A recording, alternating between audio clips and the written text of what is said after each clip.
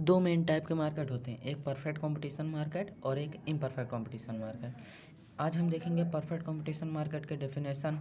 Characteristics मतलब लक्षण, कुछ ऐसी बातें जिसे हम देखकर बता सकते हैं कि particular market perfect competition market है। और उस मार्केट में जितनी भी कंपनियां आती हैं, फर्म आती हैं, इंडस्ट्रीज आती हैं, वो कब अपने इक्विलिब्रियम पोजीशन पे आती हैं, ये इसके बारे में भी हम तो आज का सेशन हम स्टार्ट करते हैं। मेरा नाम है जीनेस और आपका स्वागत है मेरे यूट्यूब चैनल क्लियर ज्ञान पर। तो सबसे पहले जान लेते हैं इस मार्केट का डेफिनेशन क्या है। डेफिनेशन ये है कि ऐसा मार्केट स्ट्रक्चर जहाँ पे प्रोड्यूसर्स और बायर्स दोनों की संख्या बहुत ज़्यादा होती है, ऐसे मार्केट स्ट्रक्चर को हम कहते हैं परफेक्ट कंपटीशन मार्केट। और इसके कुछ कैरेक्टरिस्टिक्स हैं, इसके बारे में बात करते हैं। तो पहला characteristics very large number of sellers, यानी कि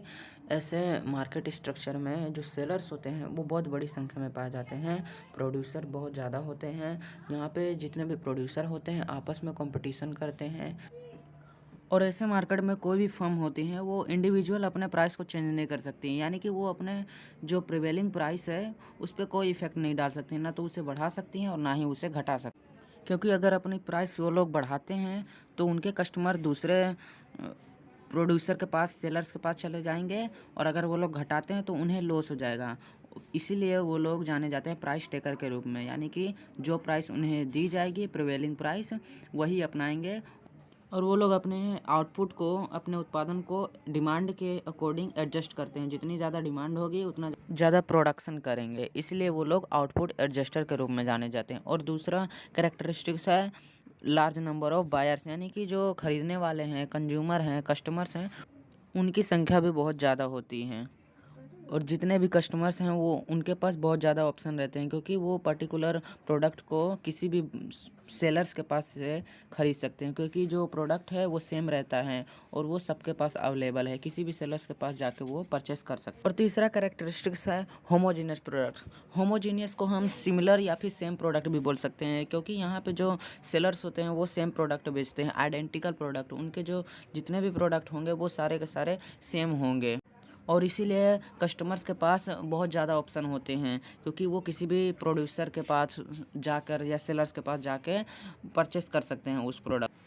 और बायर के पॉइंट ऑफ व्यू से देखा जाए तो उनके प्रोडक्ट जो होते हैं सब्स्टिट्यूट्स कहलाते हैं, क्योंकि उनके पास ऑप्शन होते हैं, या तो उसका प्रोडक्ट खरीद सकते हैं या फिर किसी दूसरे सेलर्स के पास जाकर खरीद सकते हैं। कस्टमर के पास कोई स्पेसिफिक प्रेफरेंस नहीं है कि वो एक पर्टिकुलर सेलर के पास से ही प्रोडक्ट को परचेस करेंगे। कस्टमर डिसाइड करते हैं कि जितने भी सेलर्स हैं उनके प्रोडक्ट्स होमोजीनियस हैं या नहीं। और अगर किसी भी कस्टमर्स को लगता है कि हाँ इन दोनों प्रोडक्ट्स में कोई इमेजिनरी या फिर रियल कोई डिफरेंस है, उनके बीच कोई ना कोई अंतर ज़रूर है, तो उनके प्राइस वो लोग जो सेलर्स हैं वो अलग रख सकते हैं, क्योंकि अब वो दोनों प्रोडक्ट अलग अलग हो गए हैं, वो दोनों सेम नहीं हैं। चौथा कैरेक्टरिस्टिक्स आता है free entry and free exit, यानी कि जो फर्म है, जो कंपनियां हैं, वो कभी भी इंडस्ट्री में आ सकती हैं, कभी भी मार्केट में आ सकती हैं, प्रोडक्शन कर सकती हैं, और अगर उन्हें प्रॉफिट होता है तो वहां पे रह सकती हैं, या फिर मार्केट को लीव कर सकती हैं, छोड़ के कभी भी जा सकती हैं। अगर उन्हें लॉस होने लगता है तो वो मार्केट को छोड़ के चली जाती हैं। इसीलिए कहते हैं कि परफेक्ट कॉम्पिटिशन मार्केट में जितनी भी कंपनियाँ होती हैं उनके लिए कोई भी एंट्री बैरियर नहीं होता है, वो लोग कभी भी एंट्री कर सकती हैं, कभी भी मार्केट से एग्जिट कर सकती हैं। और ये फ्री एंट्री और फ्री एग्जिट के जो कंडीशन है वो हमेशा लॉन्ग रन में ही लागू होती है, क्योंकि शॉर्ट रन में हमेशा जब कंपनी मार्केट में एंटर करती है तो उसको देखकर दूसरी कंपनी तुरंत एंटर नहीं कर सकती, क्योंकि उस समय कंपनी को ऐसा ज़रूरी नहीं है कि आज प्रॉफिट हुआ है तो हमेशा प्रॉफिट ही हो। और लॉन्ग रन में जब कंपनी टिक जाती है तो उसे देखकर अन्य कंपनियाँ जो हैं अनुमान लगा सकती हैं, क्योंकि उन्हें अब ऐसा भरोसा हो जाता है कि उन्हें फ्यूचर में प्रॉफिट होगा। पांचवा नेचर है परफेक्ट नॉलेज।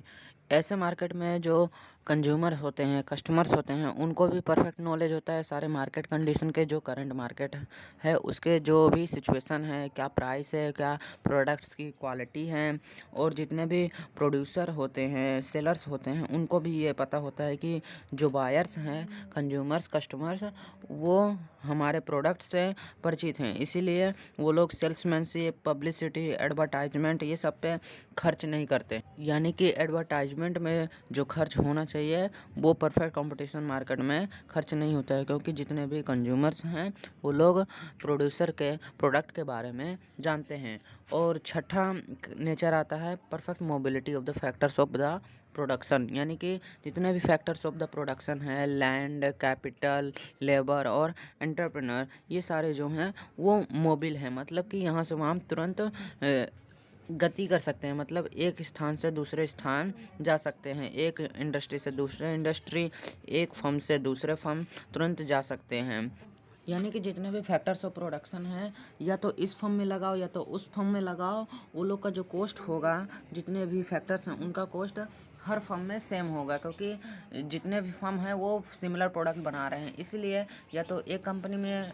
उसके द्वारा उत्पादन किया जाए या तो दूसरी कंपनी में उनके द्वारा उत्पादन किया जाए, कॉस्ट हमेशा सेम ही होता है। और सातवां नेचर आता है जीरो ट्रांसपोर्ट कॉस्ट, यानी कि जो कंपनियां हैं वो एक ही जगह पे उत्पादन करती हैं और उसी जगह पे अपने प्रोडक्ट्स को बेच देती हैं, इसलिए उनका जो ट्रांसपोर्ट कॉस्ट है वो जीरो हो जाता है। हालांकि ये रियल में देखा जाए तो ये है नहीं हो सकता, क्योंकि जो कंपनियां होती हैं वो अपने प्रोडक्ट को बनाने के लिए जो रॉ मटेरियल खरीदेंगे वो अलग अलग जगह से आएगा, इसीलिए वो लोग का जो ट्रांसपोर्ट कॉस्ट होगा वो लगेगा ही लगेगा, मतलब कि जीरो ट्रांसपोर्ट कॉस्ट होना यहाँ पे मुश्किल है।